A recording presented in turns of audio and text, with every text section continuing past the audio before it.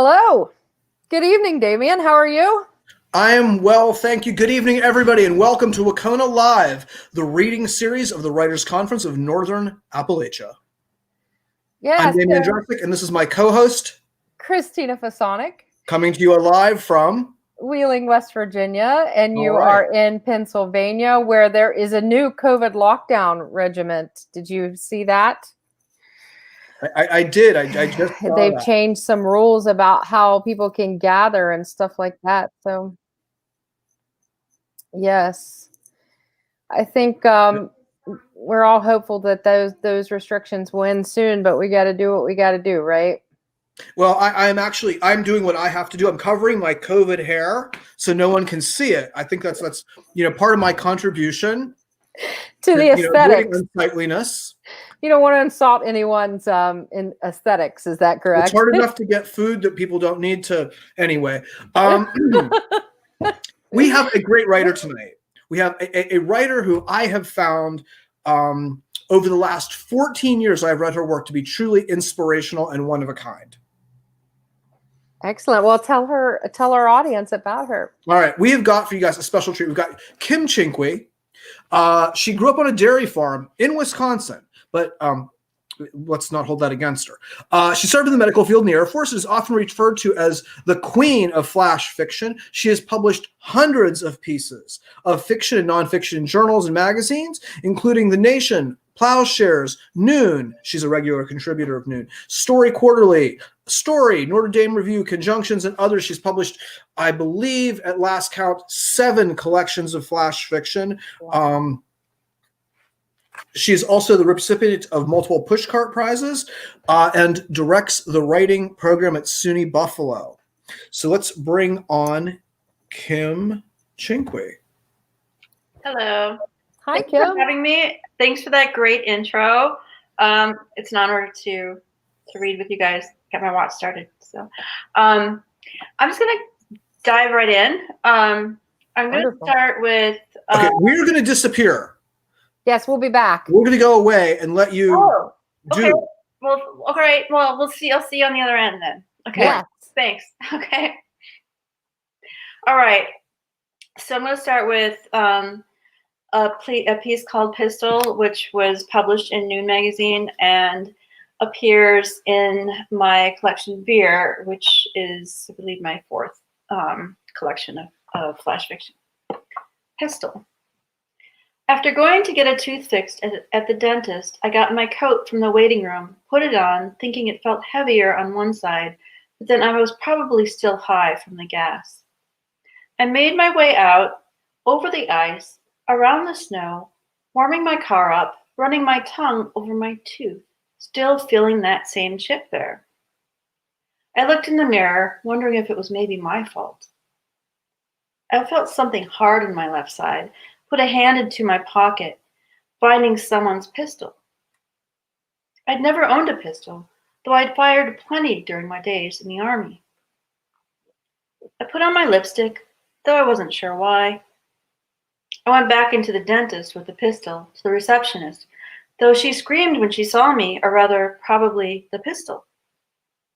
It isn't mine, I said. I set it down. I think the dentist made an error. We'll do whatever you ask, she said, still there with her hands up. I'm not an idiot, I said. I remembered when I got there, I was the only one in the waiting area. The dentist came out, galloping like a horse. He seemed so cheery. I heard music on the speaker, something with a flute and piano. A bowl of fake fruit rested on a table, an apple, an orange, a banana. I'm not an idiot, I said. I shut my lip, realizing it was still numb and probably swollen, and I was biting right down into it. Okay, and the next piece I'm going to read, next few pieces I'm going to read are from Snowdog, which is forthcoming January 15th, also with Ravenna Press. And the first one I'm going to read is called Reindeer. As my neighbors toast, I look at the blinking reindeer on the mantle. Its nose kind of orange-like. To sportsmanship, says Greg. He's tall and bearded, wears a green tie and a beret. Friendship, says Sarah, who wears her plaid sweater with its wide red sleeves. Kinship, says George, who looks a lot like Santa. Marksmanship, says Clara, holding her long-haired chihuahua with its crooked glittered bow. Courtship, says the man who's come with Clara. The fireplace hums, though no flames rise and no heat is coming from them. The place smells like peppermint and ginger. I raise my glass like the others and think about the cruise ship named Fairy, where I'll be the day after tomorrow, sitting on the deck in a bikini, drinking cocktails with one of my 2 lovers. Cruise ship, I say. Outside, snow is falling. The dog barks, Santa laughs, and someone says ho. Okay, and the next piece I'm going to read is called Catnip. And this is a lot of the pieces in this collection have dogs and snow, but this one has cats. So, Catnip. I fold the paper, waiting at the diner.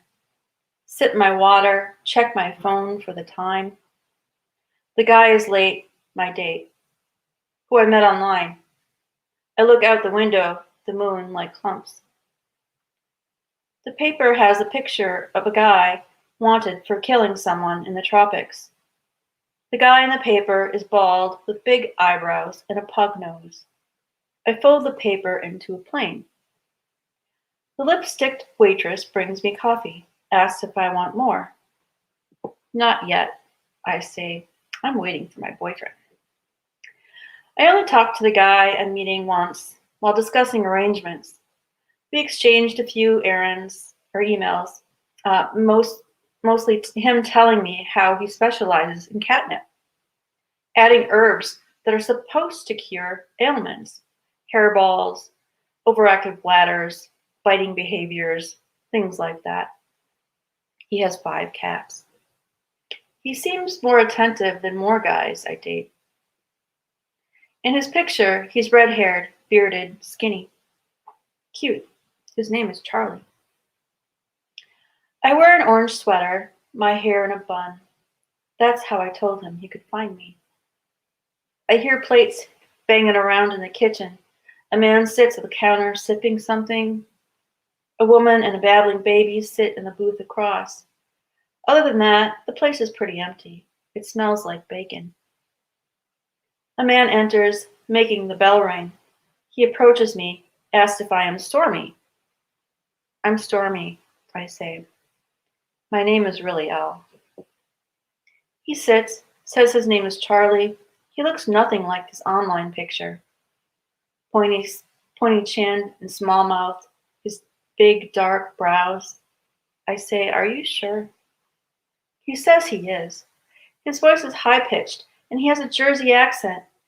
The more I look at him, the more I notice he looks like the wanted man in the flyer. The flyers are everywhere. I unfold my airplane to sneak another look. He asks if I'm hungry. I tell him I'm starving. The waitress comes to ask what we want. She writes on her tablet, chewing her gum. I get tomato soup, and he orders tuna. When the waitress leaves, I ask Charlie if he's been anywhere warm recently. He says no. He says he's from Jersey. He has a nice smile. His nose isn't as pugged as the man in his profile. He looks kind of cat-like. His ears pointy, his tongue long. He licks his lips a lot. He makes a sound like a purr. Another man enters, then another. They look alike, like Charlie. They sit at the counter, fill the booths. They all wear vests and wranglers. Stray animal hairs stick to their bodies and arms and middles. I ask Charlie who he is. He narrows his eyes. He sticks his tongue out.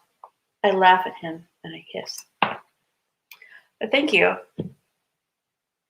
Thanks for the opportunity. Looking forward to the conversation. Oh, that was fun.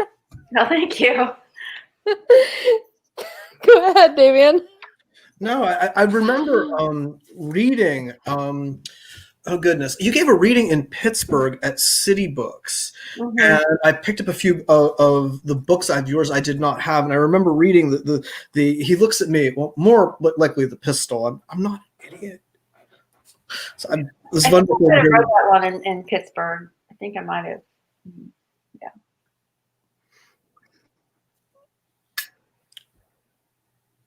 So thanks. Yeah. So you have a cat. Wait, there's a cat. Like actually, see, you attracted the cat. Yes, this is Toby the cat. He's in just about every video I ever do. I really, I love your imagination. I write nonfiction, and so of course you use your imagination, but not in the same way. And these dreamy dreamscapes that you create are just absolutely fantastic. And it's just, I was hanging on the edge of my seat after, during the last one. So thank you so much for reading for us. It was wonderful. Oh, thank you. Thanks for having me. Yes. Thank you for coming. By the way, I feel so. I was just sort of joking about the Wisconsin part of not being from Appalachia. That I think it came across terrible. No, I appreciate that. So thank you.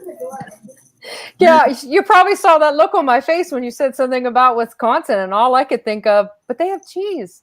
How could anyone not like cheese?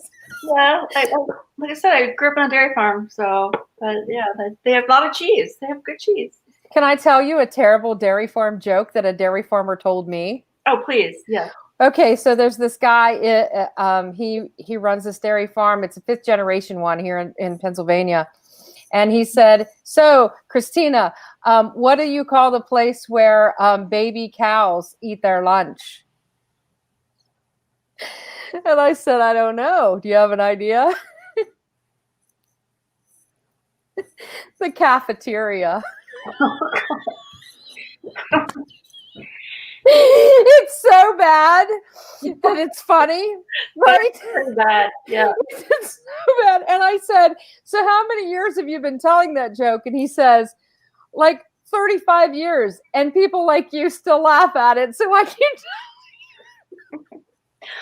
Well, I'm gonna spread it around.